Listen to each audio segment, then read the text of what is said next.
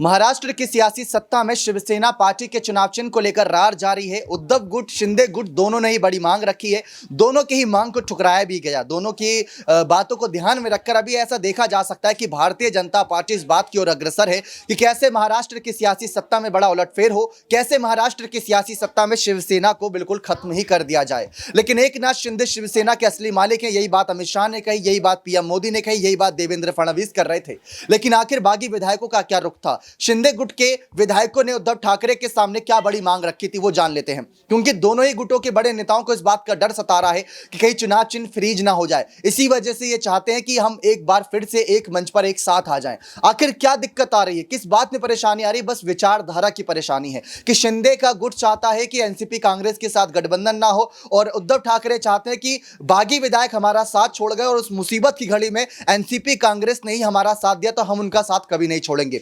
ये दोनों ही गुटों की मांग है कि वो एक होना चाहते हैं। अगर देखा जाए आंतरिक तौर पर दोनों एक होना चाहते हैं, लेकिन अगर मुद्दे के तौर पर देखा जाए तो दोनों एक हो नहीं पा रहे, क्योंकि जो एक हो सकता है कि तर्क वितर्क में यहां पर दोनों ही गुट अलग अलग दलीलें रख रहे हैं। तो इस तरीके से महाराष्ट्र में चुनाव आयोग के फैसले से पहले उद्धव गुट के सामने शिंदे गुट के विधायकों ने यह मांग रखी कि आप चिंतन मंथन करिए, आप अपने बारे में सोच विचार करिए कि आपने कहां पर गलती करी थी और हम एक बार फिर से आपके साथ एक बार आ सकते हैं। क्योंकि अगर शिंदे गुट में देखा जाए तो अभी बीजेपी तो शांत बैठी है, लेकिन सबसे ज्यादा रार तब होगा जब चुनाव की बारी आएगी, जब विधानसभा चुनाव नजदीक आएंगे, जब नगर निकाय चुनाव नजदीक आएंगे। क्योंकि एक ही पद पर कई सारे नेता अपने दावा ठोकेंगे। उधर से बीजेपी का नेता भी वही पद पर से यानी उसी क्षेत्र से विधायक बनना चाहेगा, उधर से शिंदे गुट का विधायक भी उसी क्षेत्र से विधायक बनना चाहेगा। तो दिक्कत तब आएगी, वहां से कई सारे नेता विधायक पद छोड़ेंगे, कई सारे नेता वहां पर वापसी भी करेंगे, कईयों को बड़ी जिम्मेदारियां भी दी जाएंगी। लेकिन रही बात शिवसेना चुनाव चिन्ह की, तो शिवसेना चुनाव चिन्ह को लेकर दोनों गुटों की मांग यह है कि शिवसेना का चुनाव चिन्ह फ्रीज ना हो जाए। चिराग पासवान की पार्टी का हम बार बार जिक्र करते हैं कि उनका चुनाव चिन्ह फ्रीज करके